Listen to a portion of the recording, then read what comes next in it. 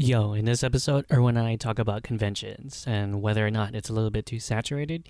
Because in a way, we kind of feel like there are so many cons for so many different niches, and that, at what point as a consumer, like, where does it get too overwhelming? Well, obviously, there's still an audience for every single one of them, and like the diehard fans are going to commit to the ones they're really going to go to. But yeah, so that's what Erwin and I talk about.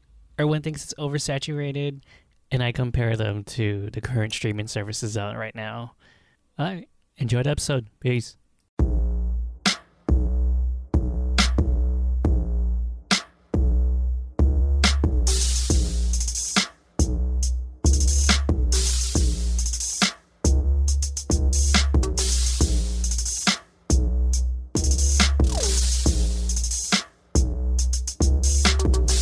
What's up, everybody? This is episode 25 of the Difficult to Please podcast. Hey! I forgot the sequence, so I had to look it up. My shit was like 24 was the last numbered, and then our bonus was unnumbered, so we're like, 25 instead of 26. Yo, that works. I can plug with that. Well, how's everything? It's all right. You know what I'm going through? I mean, a lot of writing, Vibes? planning. Huh? No, I get the vibe. It's okay. It's all good. I mean, like I said, I'm throwing up San Francisco and Portland in the air, see which one I catch first. Probably Portland. It's definitely going to lean toward Portland.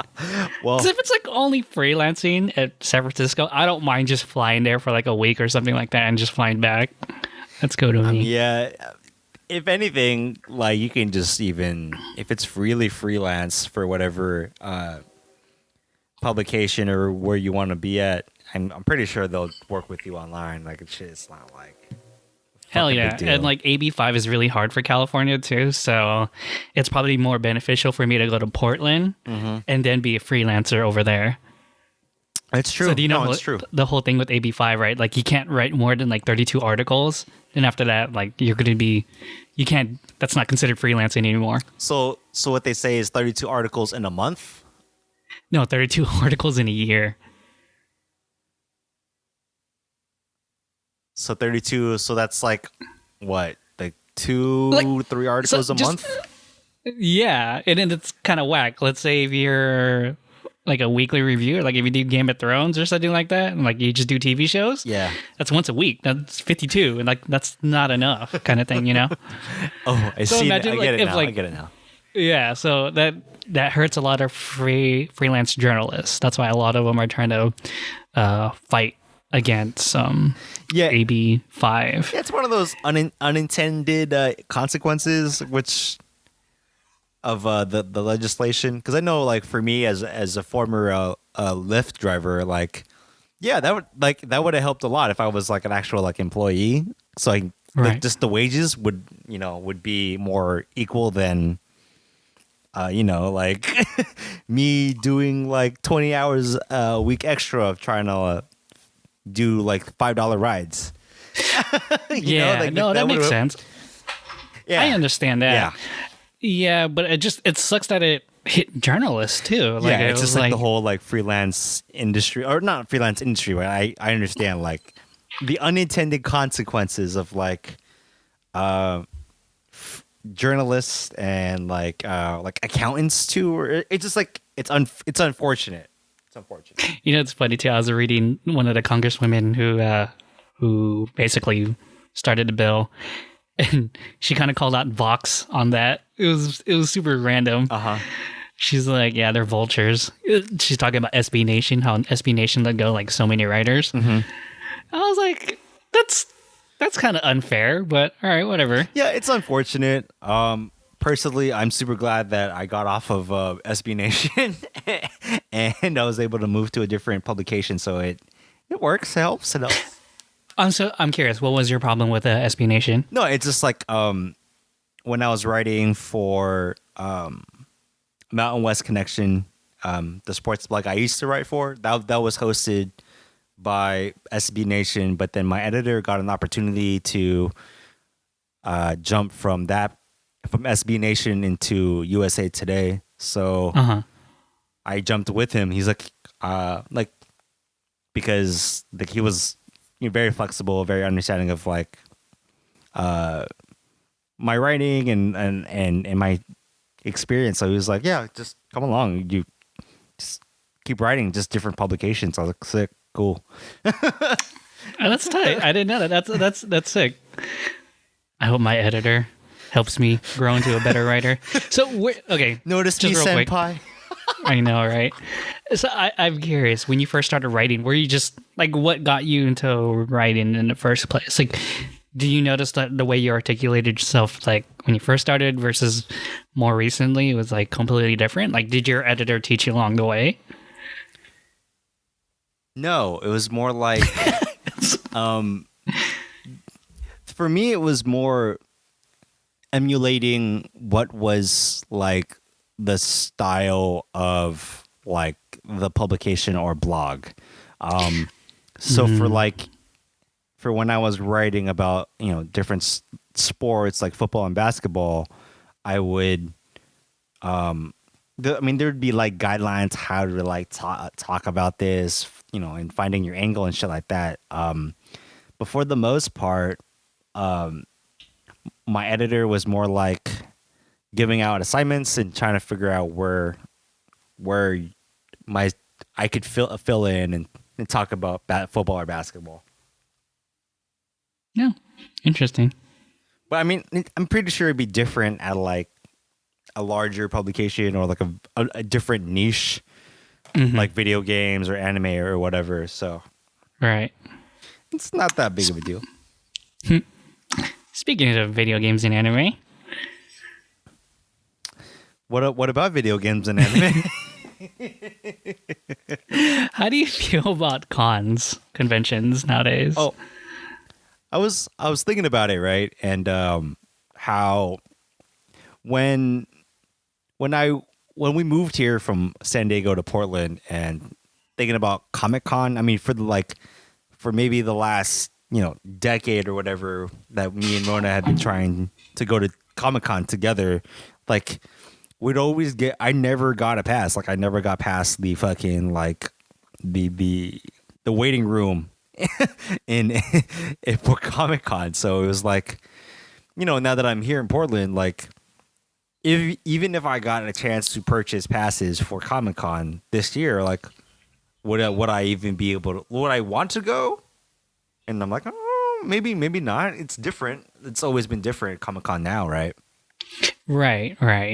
I think Comic-Con's a little different of a story, but then again, like I can see how you feel that way in general, just because it's insane now. It's really impacted. There's a lot of people. There's just bodies to deal with. Like last time I actually went to Comic-Con, well, I went with Drew, and we were just only scouting the outside.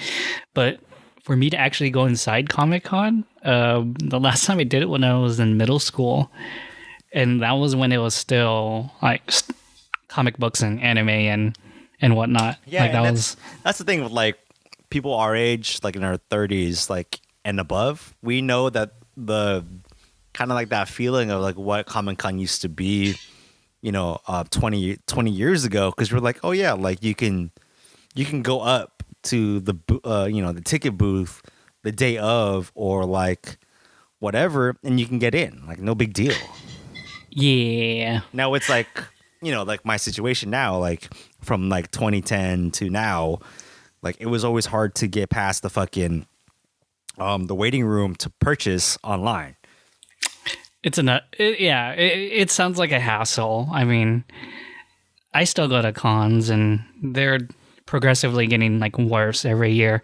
As in just like dealing with like bodies and stuff like that. It's insane, but in a way I could understand. I'm going to defend him. Like I it's think totally fine. Yeah, no. I mean, the only bad experience I really had with the con was fucking Complex Con. Like I fucking hate Complex Con. Like no matter how many anime expos I go to, I still think Complex Con was like the worst experience I had in a con. Well, even Oh my god. I know we've talked about multiple cons here. We talked about Comic Con, Anime Expo, and Complex Con. Complex con. So it's like, okay, well, like when we talk about cons, like, and like my point of view is like, well, I think when we come, just the bigger picture here is that cons, I think we're peak cons. Like I think we've created so many different niche cons that, you know, because the niche is branched off from, you know, the main, we're starting to get like the cannibalization, and like everything's gonna start like go, I don't want to say downhill, but it's gonna be a different landscape of what conventions are gonna be in the next, you know, 5 years or whatever, 10 years. And I really think that echoes kind of like how streaming is right now. Like everything used to be on Netflix, you know what I mean? Yeah. Everything used to be just Netflix, Hulu, and what was the other one? Amazon Prime, I guess. Okay. But not really. Yeah, but go ahead. It was just those three. Now all of a sudden we have Disney creating their own. We have Peacock. We have HBO. It's so many different streaming things. In a way, it maybe too many choices are too much of a bad thing. Like there's actually so many cons right now. Like for example, we have BlizzCon, we have Disney D23. Like we have all that crazy stuff now, and I think in a way it's hard for people to like decide which one to go to because they're an investment to go to. Oh, without a doubt. Without a doubt. Yeah, unless everyone starts bringing down their prices, there's no way like one person's gonna see like 6 cons they really like. Like I can't go to Disney, BlizzardCon, E3, AX, and Comic Con all in 1 year. Like that shit has to be spread out like multiple years or something like I'm that. just saying if it's like it'd be different if you were in industry, you know, and you're able to do this as part of your job, or you know, as if you're like a journalist covering it or whatever. Right, it's easier for them because, like, okay, well, we're here for work and kind of thing. And I think to the fans, it's going to be kind of difficult because they have to plan that shit and get hotel reservations and stuff like that. And like, cons always bring business to a city. Like, so freaking, oh man. No, I'm just thinking because I have. Like an average AX trip for me is almost like 5? Let's say hotel without tickets, spending money is almost 1K. So like when besides like actually buying your pass, your 4-day pass or whatever. So Correct. You're saying like without just if with subtracting that, when you actually go, you have a hotel, your transportation, and then you fucking actually go inside and you do your thing, purchases and all that is almost a K? Almost, yeah, at least under a K, but it's still a lot of money. No, it is a lot of money. Because in hotels like are probably gonna like in downtown LA, they average almost $210 a night. Right. And if you go there 4 days, that's you know what I mean. And that's assuming like, all right, man, we got to bring like 6 people to bring down the prices for us. So 6 bodies in one hotel room kind of thing, and it's a nightmare in itself, but. Well, I guess if you're a super fan, then you're going to make that sacrifice to go. Well, it's like whatchamacall too. It's like, in terms of like content and things that are actually at the convention, like I think because we're so oversaturated with shit, like you see kind of like the peel off, and like you're going to see select people, or select companies being at conventions. Like for example, right? Like over the time. For Comic-Con specifically is that movie studios will skip a year or whatever, or they'll like stop going to Comic-Con. So like, you know, like for, I forget which year, like Marvel wasn't there one year. And I think I don't know if Star Wars was there or whatever, like they all just bailed or whatever. And because there was nothing, like they didn't want to promote it or whatever. They had D23, right? Yeah, and there's like because you have like they're gonna have their own shit now, so like there is D23 or the things. No, it goes. I was gonna say is that for conventions now they're like, well, how do we get most people in. So it's like, not only are you gonna have like artists, comics, movies or whatever, they're like, okay, let's just throw in more of the gaming world in there. Let's do more tournaments, Magic the Gathering, whatever, whatnot. So it's like Grabbing more niches. Yeah, it's like NerdCon right now for Comic Con, but then it's like, well, what about these other conventions? Like, there's still gonna be BlizzardCon or BlizzCon or whatever. Right. So, I mean, in the end, conventions are just a big distributing business. Like, it's the best way to get exposure for all these businesses. Like, and from them, like when they build their audience, now they can start their own cons and stuff like that. So I understand that part. Because like there's like K-pop con, like what the it's like to me, yeah. I don't get it. I don't get it, but it's okay. But isn't it like kind of nice though? Like those conventions are the hub for that niche. Like that's why these niches or that's why these conventions are so popular in the first place, because they gather all these niches. And then if they get popular, fine, they get popular. That's cool. But in the end, let's say if it's way too oversaturated and like everyone kind of like starts their own con, the nerds are still gonna stay. I mean, the artists that go to Artist Alley, they're gonna be there. Like that's for them. That's never gonna change. That was there for them in the first place. So let's say all the big studios, movie studios, all leave Comic Con. In the end, you're still gonna have your artists, your comic book writers and stuff like that. They're still gonna go. You probably might see more Star Wars there now, just because there's so much. There's gonna be so much new independent Star Wars stuff. Oh, actually, no. D23 now, huh? Fuck.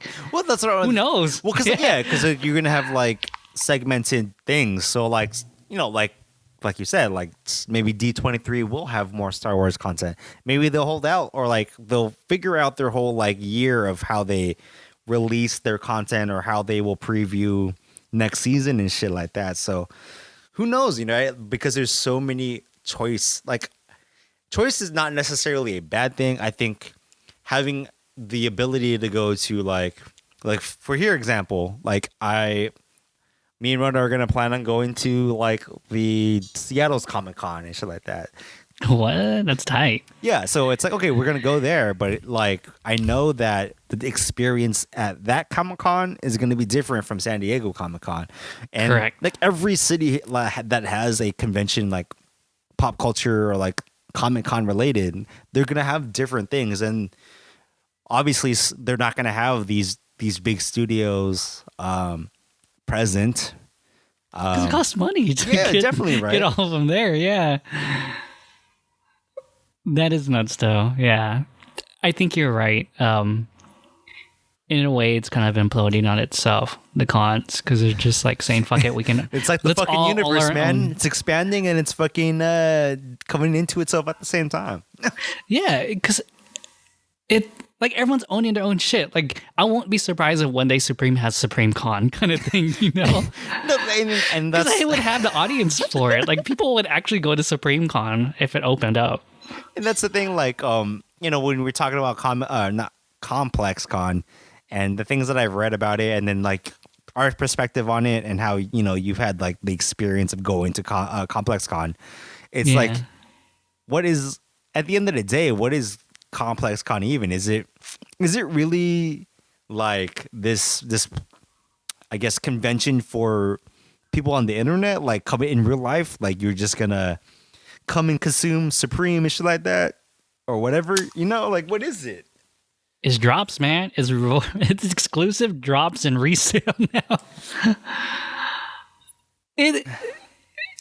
Complex Con's is a strange story in itself, because it took away from the trade show, right? Like it's pretty much a trade show for like street culture kind of thing, and so I think for now, that's where all like the street fashion is gonna go to. But then when I won't be surprised if one day Virgil has his like own Off-White con or whatever, or Supreme has. I think Supreme would actually start their own con before all that, or a Nike con, or is there a Nike or Adidas con? No. Oh, but like, what would that even look like? I don't know, but I'm trying to think of like other major brands who would be like, I don't need to go to this giant hub. Like we can start our own kind of thing. Like for me, I can imagine because Supreme's audience is so huge, what makes them not want to like if they decide to do a con like that'd be. I think that would be possible. A lot of people would go. Do you think the convention for a brand is now like the goal or a goal for a brand? I think it's just a better way of just keeping money in house. You know what I mean? Like, because they have to pay. They're paying for the distributor. I mean, Sony skipped out on E3 a few times, and they have their own like, what do you call that? They have their own launch specials. I mean, Google has their own launch special. Like every major brand has their own launch events, which is so interesting. Like no one's going to the major cons to do it. So yeah, well, I don't know, like because of what the way that things are happening now with like people like have copied like the Apple kind of way of owning like the product launch and kind of their own ecosystem of like just shit. So it's like right.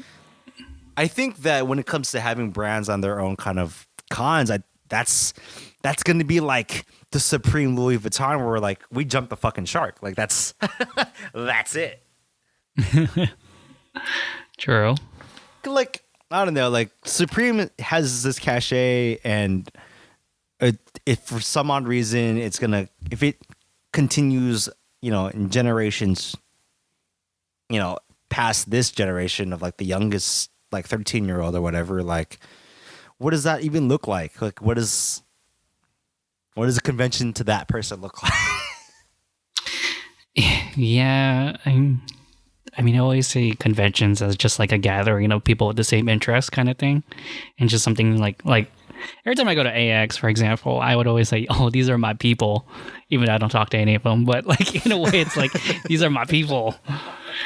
It's just nice to know that like these people have like very similar interest in me, even though I probably hate most of them. But yeah, I guess it's just that feeling of community and belongingness, Yeah, and I think that's what you get when you purchase a pass or a ticket or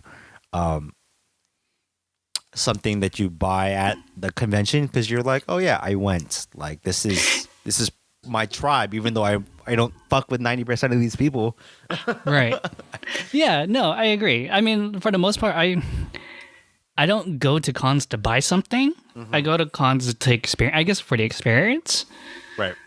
And then I guess in a way, Complex Con is kind of different because it's mainly consumerism. You know what I mean? Like people are there to like see the new drops, get the new clothes, get the new sneakers. Like people still buy things from like Comic-Con, or like people are still gonna buy the exclusive like toys from Comic-Con. Oh yeah, for sure. I mean, you're always gonna have those people, but Comic-Con and AX host a lot of events and promotional stuff. I mean, I think that's the biggest difference between a con like Complex Con and a con like Comic-Con and AX, is that they're gonna cater to the fans a lot more. Well, I guess you cater to the fans no matter what, but I think like what you get out of those events is different.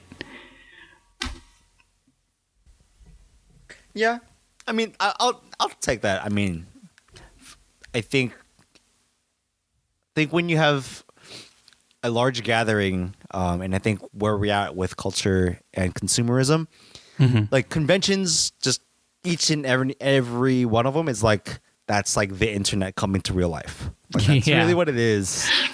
It just maybe without the toxicity. Maybe I see some toxic people at cons. It's funny. I love watching it. Didn't you see somebody get beat up at like Complex Con, right? We talked about this. I think so. And I was just like, oh shit. I see a bunch of nerds yell at each other at like AX too. It's hilarious. I love watching all those like randomest drama that happens. It's for me. It's funny to me. It's like, oh, this is pretty much like people yelling at a Reddit forum, but in physical form. No, and that's why it's like it's when you actually show up to a con and just take it in. You're like, oh yeah, this is right. This is like the internet in real life. Like you, yeah, like, that's actually a pretty good perspective like, because with the internet being like as big as it is now, yeah, and these cons getting huge and like the word getting out there, yeah, you're right. This is the internet coming to like one area, and for me, it's fucking fascinating. Yeah, I love it. Yeah, people from all over the world come to like these cons too. Like it's great. I mean, and then you talk about like if we're a little bit oversaturated. Yeah, it can be. It can be. But I think it's more, it's not saturated in like the individual cons. I just think there's way too many cons. And I feel like in the future, when there's way too many cons, people are going to say, fuck it, I'm not going to go. Like, there's no point of going to D23, E3. Well, okay, I'm not saying those cons, but like like I'm pretty sure you can consolidate some of the cons. Like you can consolidate. I was about to say Sony, but it's so hard to consolidate Sony because they touch so many areas. But like, if I have to choose between like BlizzCon and like all those other things, like why can't they just do E3 kind of thing? Or let's say, and for AX they have like their own Crunchyroll Expo or something like that. And like I'm like, why do you have to have like a Crunchyroll Expo? Like in a way, I feel like they would eventually. It'd be the same shit. Yeah, it is the same shit, and maybe it's just like timing or something like that. But I feel like if you have too many cons of the same niche, you're just kind of hurting. You know what I mean? You're kind of hurting everybody. So in that sense, I kind of think consolidation is good. Like less is more kind of thing. You know what I mean? Because if everyone's just going to wait and gather to go to AX or Comic-Con, like why would you, or let's say E3, why would you have your own individual con? Like some people are like, well, I don't want to go because if I'm just going to see Sony, then I'm just going to see Sony. Like I'd rather see like all the gaming platforms in like one area so I can go and see what else like everybody has to offer. So in the future, that's what I think it's going to happen. Well, like, okay, and just kind of like, I'll just do like a closing thing and just whatever. Like how Bobby Hundreds, I don't know if it was Bobby Hundreds or Virgil saying that like streetwear is dead. It's Virgil. So yeah, so like that kind of sentiment, like streetwear is dead, I think is like the sentiment I'm saying with like cons. I think cons in the way that I've consumed cons and the way that a lot of people have consumed cons, I think they're dead. So whatever it is that you're into and whatever niche you are a part of, I think that the landscape for cons are going to be more trying to get you to take part. They're going to be very, I don't want to say like intersectional is not like the word I want to say, but they're going to touch more niches at whatever con you're going to go to.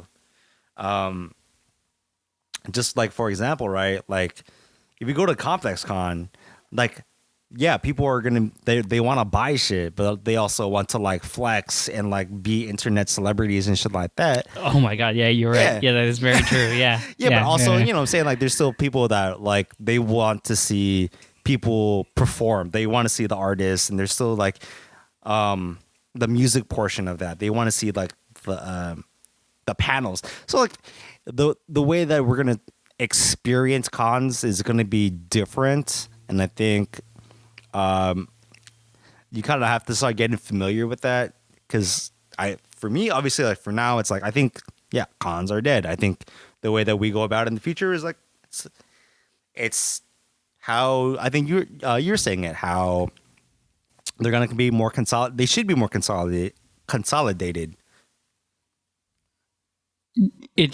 Surprisingly, like usually you don't really like. Usually competition's good, but I think when everyone tries to do their own thing and there are just too many players in the field, it's going to be too much for like the consumer. So yeah, I do think for now they're gonna all spread out, test it out, but then when they realize not like numbers are dropping or numbers are pretty low, it's just better to get everybody in one place, man.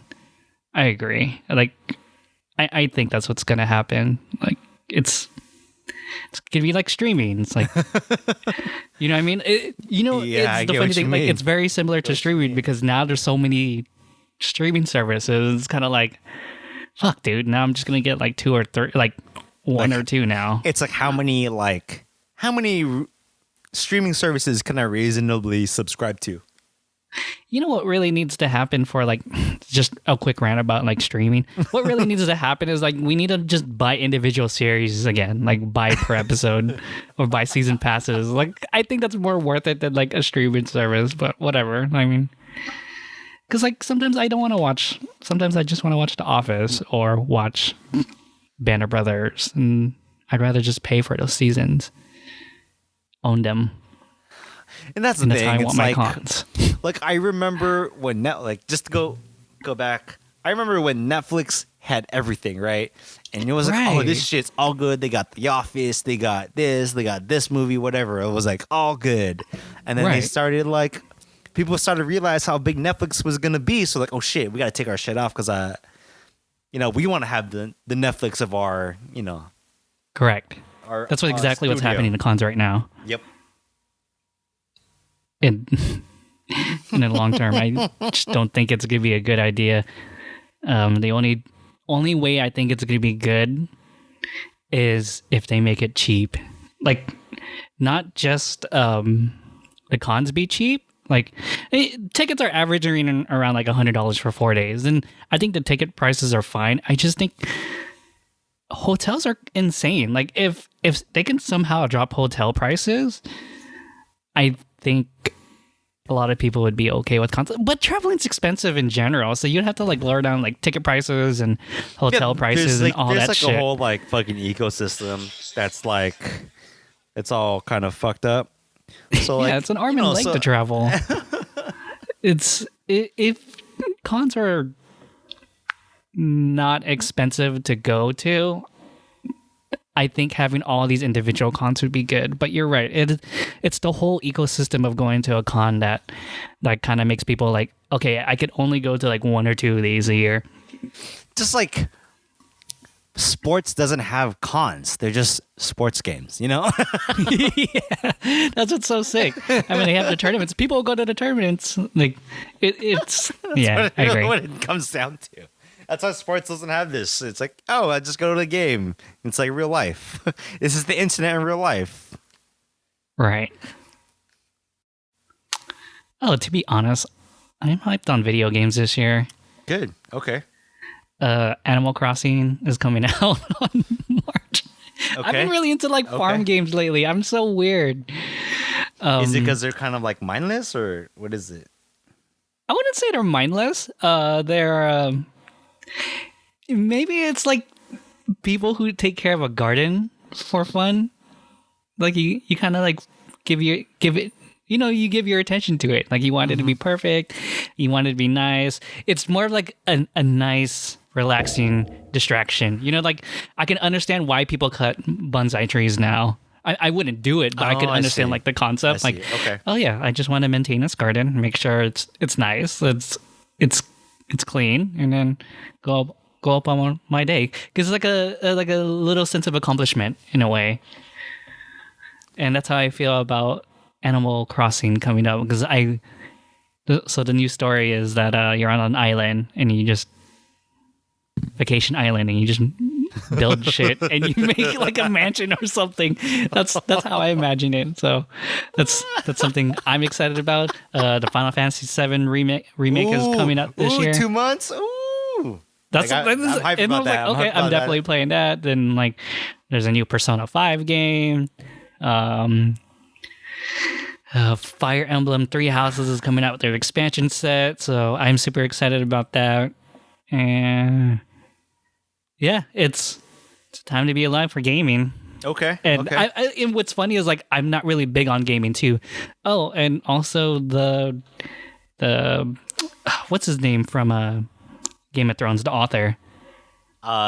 George R. Martin. Yeah, George R. Martin is teaming up with the creator of the Dark Souls Bloodborne series. Oh, okay. So they're making a game Video together. game? So it's gonna be That's a game tight. That's tight. difficult as like Sekiro and like Souls, but with the author's world. So that's going to be a very, very interesting collaboration coming up this year. So yeah, games. I'm super hyped about games right now. What about you? Let's see. I'm hyped on watching old shit again. What? What do you mean? Okay, elaborate, please. Like last night, we were watching, we were recording on Lunar New Year. So last night we were watching it has nothing to do with Lunar New Year, but we were watching The Matrix, the first one again. Is it because it's on Netflix? Yeah. Okay, Yeah. the same here. I watched it because it's on Netflix too. And I then, actually just had a big discussion about how dope The Matrix was.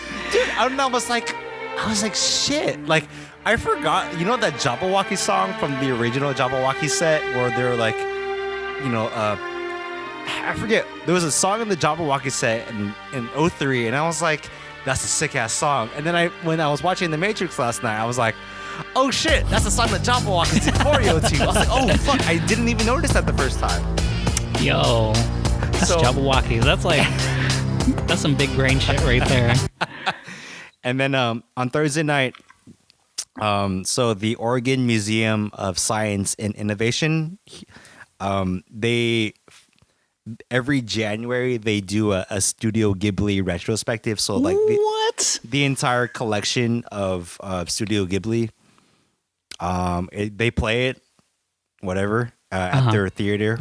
It's basically like if the Reuben H. Fleet Center had Studio Ghibli, so it's like a big ass IMAX screen and shit like that. So we were watching The Tale of Princess Kaguya, and I was like, this shit's wild. Like I kind of knew the synopsis, but I didn't realize how